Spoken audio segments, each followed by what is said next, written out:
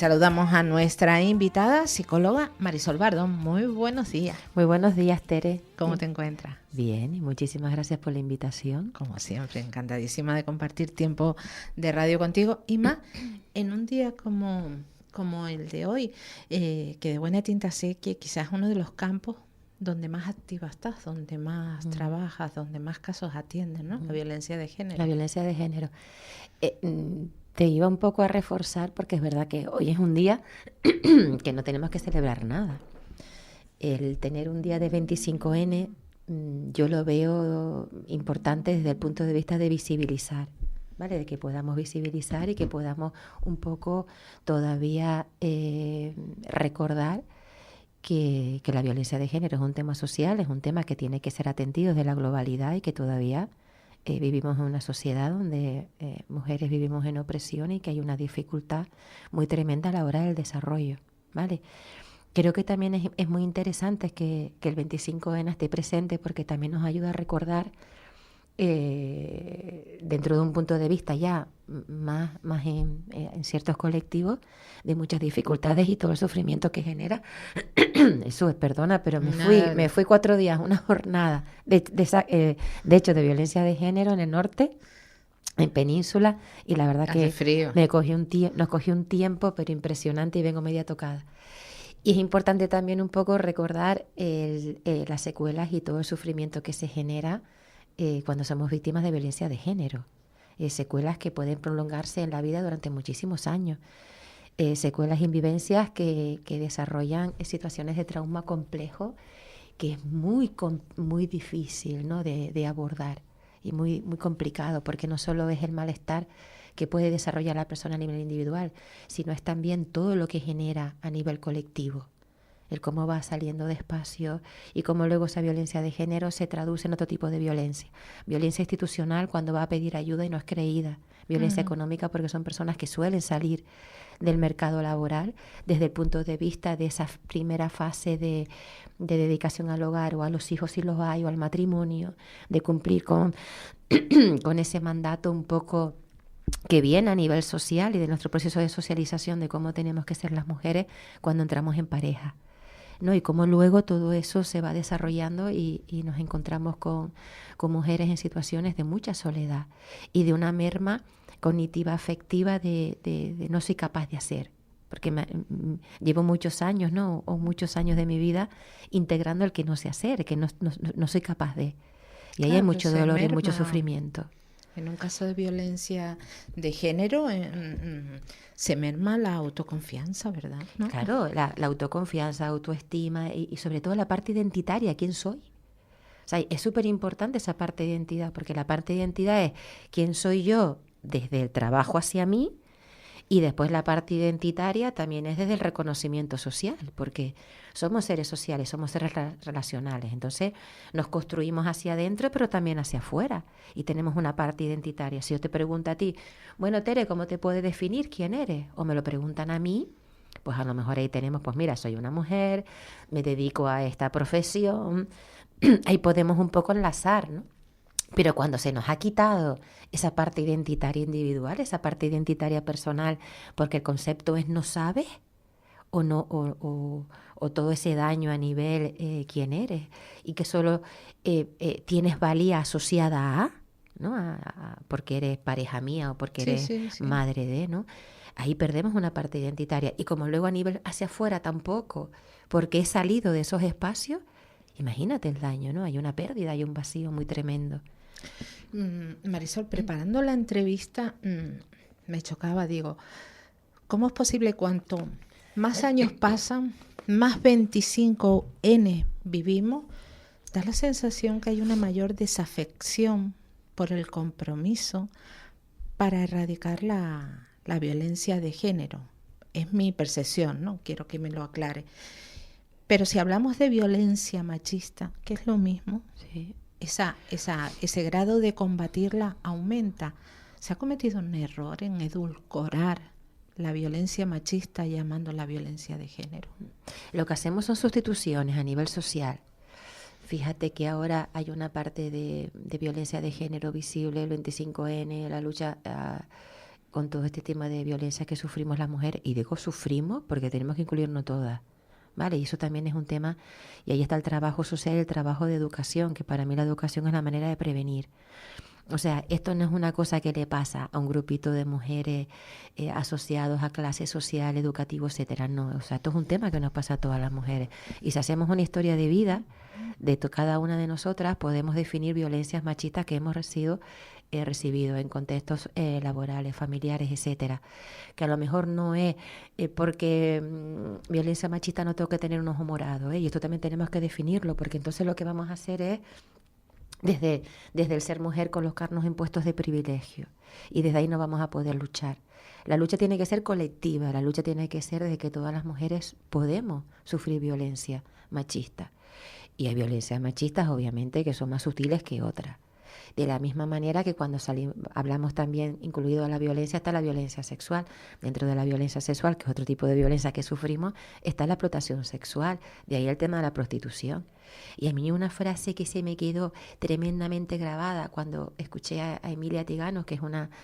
ella fue explotada sexualmente y ahora es una persona muy activista en contra de todo lo que es la explotación sexual y la institución de la prostitución, y dijo una frase que a mí me caló muchísimo, que dice: algunas mujeres somos prostituidas, pero es que todas podemos ser prostituibles. O sea, a mí esa frase me quedó y yo pensé, digo, wow, o sea, viene una crisis económica, viene una guerra, mira lo que ha pasado en Ucrania, ¿no? Y podemos tremendamente acabar ahí. Y ahí da igual a qué nos dediquemos y en qué nos hayamos desarrollado y cuál sea nuestro nivel económico. Ahí no nos va a salvar eso. Ahí la mirada es que somos mujeres, y una mirada muy hipersexualizada, y una mirada muy cosificada de lo que es ser mujer. Y ahí no nos va a salvar nadie. Entonces, ahí la lucha tiene que ser colectiva, porque la violencia es social. Y por eso es importante que desde ahí entremos en una mirada de educación, porque la educación es la que nos va a dar la respuesta. Porque las campañas de sensibilización, cuando yo veo una campaña de sensibilización, yo a lo mejor no me puedo sentir identificada con la mujer que estoy viendo, porque a lo mejor a mí no me pegan. Y yo digo, pues la verdad que, oye, entro en una identificación, una empática externa, hacia afuera, pero yo no me voy a sentir partícipe de esa lucha. El sentirnos partícipes de esa lucha es cuando yo empiezo a leer y a conocer la historia, cuando empezamos a ver toda la historia y ahí es interesante pues todo lo que es la historia del feminismo desde la teoría, de un componente teórico, no de un componente de historia, y un poco ver cómo ha sido el desarrollo y la lucha de muchísimas mujeres, ¿no? El tema del voto, el tema de las reivindicaciones que vienen de muchísimo tiempo atrás, y todo eso nos da muchísima información y nos permite comprender muchas cosas. Pero si nos salimos de esa concepción mental que se nos pone en la cabeza cuando hablamos de todas estas mujeres del feminismo que han abierto camino, lo acabas de decir, ¿no? El logro del voto femenino, los derechos laborales de la mujer, todo esto, pero nos vamos a la parte doméstica, al interior de la familia, a todas esas mujeres que no se sienten maltratadas, que no se sienten violentadas dentro de su pareja, porque no les pegan, pero que a lo mejor dependen del marido para que las lleve a hacer la compra, y el marido le dice, pues si no hay temita esta noche, mañana no te llevo a hacer la compra. Ahí también estamos hablando de eso violencia. Eso es violencia. Eso tenemos que tenerlo definido, y eso es violencia. Y ahí también fíjate cómo ahí a nivel social se van sustituyendo. Es verdad que conseguimos el voto, perfecto, bien. El acceso a la mujer a la educación, que no hace muchos años. Que aquí parece que llevamos años luz. Pero si el voto lo llevamos a donde lo llevamos, el acceso a la mujer a la educación tampoco es de muchísimos años, ¿eh? Y luego, fíjate también ahí, perdona, que me fui pero vuelvo, acabo de volver. Y ahí también cómo sustituimos, conseguimos el voto, podemos estudiar, pero luego nos sustituyen por otros lados. Entonces ahí empiezan a desarrollarse otros mandatos de cómo debemos de ser. Pero al final siempre tenemos un componente de opresión. Porque fíjate cómo luego se nos vende que hay unas necesidades sexuales. No hay necesidades sexuales. Nadie se muere por no tener relaciones sexuales. Ojo. Y eso también tenemos que tenerlo presente, porque ahí también hay una manera de manipulación y al final ejercer abuso, violencia sexual. Como los hombres tienen unas necesidades, pues yo le voy a dar de respuesta porque prefiero que lo haga en casa que no fuera. Eso es una situación, porque entonces hay deseo, o sea, hay consentimiento real, hay deseo. O sea, al final entonces, ¿dónde nos colocamos dentro de la pareja? Entonces, al final nos colocamos como objetos, nos colocamos como mujer desde una parte cosificada. Y eso, a la larga, nos va mermando nuestra salud mental y emocional. Y eso tenemos que tenerlo presente. Porque es el concepto de no vivir desde la libertad. Y yo puedo vivir de la libertad con mi pareja. Ojo, ¿eh? Y desde una manera, desde hablar, consensuar, dialogar. Eso se puede hacer. Pero el salir de esas partes de creencia, de esas mentalidades, es lo que nos va a permitir en otro lugar. Entonces, fíjate cómo a nivel social nos van sustituyendo unas cosas por otras. Vale, venga, puedes votar, perfecto, adelante, y ahora puedes estudiar. Pero aquí te tienes que comportar así. Porque si no, ya... Por eso te decía Entonces, que... al final, fíjate cómo la sociedad, el sistema patriarcal, al final también es una trampa. Porque por un lado nos permiten avanzar y decir, has conseguido esto, pero por otro lado, por aquí tienes que quedarte aquí. Entonces, y cállate, porque mira todo lo que has conseguido. Pero seguimos estando en una situación de opresión, ¿no? Porque sigue habiendo un juicio. Entonces, todavía para mí es incomprensible cómo seguimos oyendo cuando niñas jóvenes violadas y abusadas en la calle se cuestionan todavía por qué estaban solas en esa calle, porque iban vestidas así. Y eso todavía lo seguimos diciendo y verbalizando. Y yo creo que ya es hora de que no. Yo creo que ya es hora de que tenemos que poner la mirada en el otro lugar, ¿no? Y que sustituir que porque la niña iba con esa falda o porque iba caminando sola por la calle, pues chicas, vamos a cuestionarnos cómo estamos educando a los varones. Porque si los varones consideran que nos pueden violar, ¿no? Cuando vamos por la calle, pues a lo mejor tenemos que poner la mirada en qué están ocupando el tiempo, ¿no? Irnos a la juventud. ¿Qué mirada tiene la gente joven a la hora de relaciones sexuales? ¿Cómo se están educando en la relación sexual? Ojo con la pornografía. ¿Cómo se coloca la mujer dentro del porno, supuestamente desde el placer? ¿Pero qué están aprendiendo? Y una cosa que yo me pregunto, porque eso es un tema muy oculto que no se habla ni en la familia ni en otros entornos, ¿no? O sea, si nosotros hay un aprendizaje que es observacional, hay un condicionamiento por asociación, o sea, ¿cómo podemos comprender que un joven que esté conectado a ese tipo de dispositivos, viendo porno, viendo violencia continua de cómo a la mujer se le agrede, se le violenta, se le viola y todo eso es placer? Es decir, cuando ese ordenador de repente se apaga y yo me levanto y me encuentro a mi hermana, me encuentro a mi madre, me encuentro o amigas porque estoy en lo social, ¿qué mirada voy a tener yo hacia la mujer? Hombre, Vamos repiten, ¿no? Lo que han visto. O sea, yo de repente salgo de ahí y me voy a colocar en una postura... o sea, ahí también tenemos que plantearnos todo esto, ¿no?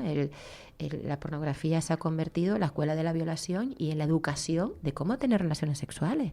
Y eso es violencia. Entonces, ¿por qué es importante la educación? Porque la educación se tienen que tocar todos estos temas. ¿Vale? Ahora estamos tocando el tema de la libertad, ¿vale? Pero al final, ¿la libertad de qué? ¿Y de quién? Ahí entramos con el mito de la libre elección. ¿Qué libre elección? O sea, ¿yo me he visto así porque quiero o es porque es la ropa que se vende porque estoy hipersexualizada? Entonces, ¿dónde está la libre elección? Entonces, fíjate cómo se sustituyen unas cosas por otras. Entonces, al final, claro que seguimos con estadísticas de violencia elevadísimas. Y el incremento de violencia sexual se ha incrementado una barbaridad. Claro. Marisol, con este caso de esta señora en Francia, es el apellido Pelicot, no me acuerdo del nombre, que fue violada repetidamente por culpa de su marido. Algo hemos aprendido de todo esto, algo que nos ha enseñado esta mujer, que ha sido mantener la cabeza en alto y pedir que la vergüenza cambie de lado. Todos estos días, ayer mismo, asesinaba un hombre a una mujer en no sé en qué sitio de la península. El sábado por la tarde, un chico asesinaba de puñaladas a una joven de 15 años, su novia, su pareja. ¿Por qué seguimos poniendo el foco en ella y no en ellos, socialmente? Exactamente, porque ¿Por qué no ponemos esa foto de ellos como asesinos, de ellos como violadores, de ellos como estropajos humanos, porque no puedo decir otra palabra. Eso tiene que ver con cómo hemos sido socializadas y socializados y cuál ha sido la socialización femenina y masculina y cómo se ha entendido el componente de mujer. ¿Quién ejerce la prostitución, por ejemplo? ¿Cómo se ha vendido todo este tema desde hace años luz? Claro, porque es Con las ella la mujeres, puta y claro, no es él el era putero, el vicioso. Exacto, las mujeres. Cuando muchas mujeres de historia, sobre todo si leemos mucha teoría de feminismo contemporáneo, mujeres que reivindicaban sus derechos, que eran brujas a la hoguera, las otras porque eran republicanas. Entonces, al final, tú imagínate ahí también el concepto, ¿no? Entonces, hay una mirada muy focalizada en dónde está el mal y dónde está el bien. Y luego, con esto, que en este caso que ha pasado en Francia, ya no solo la postura de ella, y lo que estaba comentando antes, de no irnos a que las víctimas de violencia de género dan respuesta a un colectivo específico, sino también poner la mirada en quién ejerce violencia machista. Es decir, la violencia machista tampoco es de 4 que al final también cumple una serie de criterios y características. Cultura baja, no tener formación. Espérate, si analizamos a todas esas personas que accedieron a esa señora francesa, nos podemos quedar asombrados de sus perfiles. Si nosotros hiciéramos un estudio, abogado, médico, funcionario. Claro, si hiciéramos un estudio de todas las personas que acceden a club de prostitución o casas privadas donde se cita la explotación sexual, ¿no?, de mujeres y niñas, pues también nos echaremos las manos a la cabeza. Oye, que una despedida soltera sea hacer uso de eso, pues ahí lo podemos ver. Entonces, hasta que no logremos que esa mirada de la mujer en colectividad sea desde el respeto y la dignidad, nos va a ser muy complicado avanzar. Claro, porque empezábamos este ratito de radio, empezabas hablando de esa cosificación de la mujer que es violentada, que es abusada, que es violada, que es maltratada, que es pegada, que es torturada. ¿Cómo le cuesta ya adentrarse en la vida, ¿no? ¿Cómo le cuesta conseguir un trabajo? ¿Cómo le cuesta ser creída? ¿Cómo le cuesta en muchas ocasiones mantener un perfil de unidad en su familia? Porque a veces hasta la familia la culpa, ¿no? La culpa es tuya, él es un buen hombre. Pero eso no pasa, al contrario. No pasa cuando en el seno de una familia tú sabes que tienes un hijo que es un machista, o que tienes un hermano que es un machista que le está pegando a su mujer, o en una empresa sabes que tienes un violador, sabes que tienes un machista y haces la vista gorda. ¿Por qué no ese vacío a ellos también? ¿Por qué no los echan de la sociedad? ¿Por qué no son ellos los que van a pedir las ayudas para poder comer? Hombre, porque la propia sociedad consiente y mira para otro lado. Porque no hay señalamiento, porque al final de cuentas hay un pacto y hay protección. Y eso también forma parte de un sistema patriarcal, la protección hacia defender el cómo debemos de ser, y porque eso siempre ha sido así, porque no es nada malo. Y entonces se nos vende el tema de que el trabajo es sexual y que es elegido. Oye, deberíamos de ver si eso es elegido. Pero se puede elegir, o sea, yo no sé hasta a ti te pregunto punto, como psicóloga, una mujer puede elegir, que es más fácil. Mira, hay muchísimas secuelas de mujeres que salen de muchos años de explotación sexual y tienen unas consecuencias de un trauma complejo bárbaro, pero impresionante. Y yo les puedo asegurar que no es nada saludable, ni física, ni mental, ni emocional, que tu trabajo sea, y digo trabajo entre comillas porque para mí no es trabajo, es explotación, que tu trabajo sea estar día tras día, X horas, porque puedes estar a saber las horas que puedes estar, continuamente siendo violada, por todos los agujeros que tiene, porque es por boca, ano y vagina, ¿no? Y eso lo sé porque he estado con diferentes mujeres que han salido del sistema prostitucional y lo que oyes es aberrante, porque las situaciones o lo que solicitan o incluso la violencia que reciben muchísimas veces, porque ahí tú accedes y cierras la puerta, tú no sabes muy bien a qué te expones, ¿no? O sea, a mí me cuesta muchísimo creer que eso sea elegido y que eso sea desde el placer, porque hay unas secuelas muy graves, ¿no?, a nivel después de trauma. Y eso se sabe porque, bueno, por el trabajo que se realiza y por el trabajo que se acompañan a muchas de estas mujeres. Es imposible. Y por eso la educación tiene que ser a nivel social. Y por eso la mirada tiene que ser de todas las mujeres. Cuando se nos deje de mirar así, a todas, a lo mejor podemos seguir avanzando. Pero desde que existan mujeres donde no podamos caminar desde ahí, nos va a ser muy difícil. Por eso esto no es de un grupo que son maltratadas o un grupo que son explotadas sexualmente. No. Esto tiene que ver de la colectividad. Y tiene que ver de una lucha en conjunto. Por eso la agenda feminista es muy clara en lo que tiene, ¿no? En los puntos que tiene la agenda es muy clara. Y desde ahí tiene que ser la lucha. Y la agenda es una. Ya está. No hay más. No. O sea, aquí también eso es otro movimiento que estamos teniendo. ¿Cómo nos disgregan a las mujeres? ¿Cómo nos entretiene? Claro, nos hablan de los feminismos, distintos feminismos. Para distintos feminismos, solo hay un feminismo. El feminismo hay uno y está bien, está claro, hay una agenda, está clara. Y hay un denominador común si tiramos para atrás de la historia. Ya está.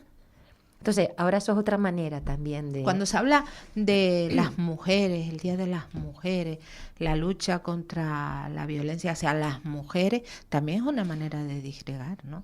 Uh-huh. O sea, sin meternos en berenjenales, es una manera también de dividir y vencerás, ¿no? De quitar el foco donde debe estar. Y a lo mejor la lucha de las mujeres que están luchando por no recibir más violencia, pues a lo mejor la otra parte de la sociedad debería de revisarse y ver qué es lo que sucede, dónde están los derechos y los privilegios, un poco ver, oye, cómo me quiero colocar yo con esto y qué es lo que quiero hacer. Claro, hay que hablar desde el colectivo, la unificación, la mujer y la violencia contra la mujer. Exacto. Punto. Y saber que todas en un momento dado podemos ser víctimas de violencia. Marisol, llegamos al final del tiempo, tenemos que seguir hablando porque hay muchísimo de lo que hablar. Como siempre, mil gracias. Y por favor, que siempre me olvido, alguien que nos esté escuchando y que quiera ponerse en contacto contigo, ¿dónde puede encontrarte? Pues mira, pueden acceder a la página web, todo fácil, Marisol Bardón, psicóloga. Tengo página web, un poco donde pueden tener información. Y luego el Instagram, que es lo que más uso a nivel de redes, que también es así, Marisol Bardón, psicóloga. Bueno, por ambos sitios me pueden contactar sin problema y tener el correo, el teléfono. Todo. Pues ahí está, Marisol Bardón, psicóloga. Pues muchísimas gracias, Marisol, Tere, por estar aquí. Un placer. La mañana de la 10 con Tere Coello. Capital Radio.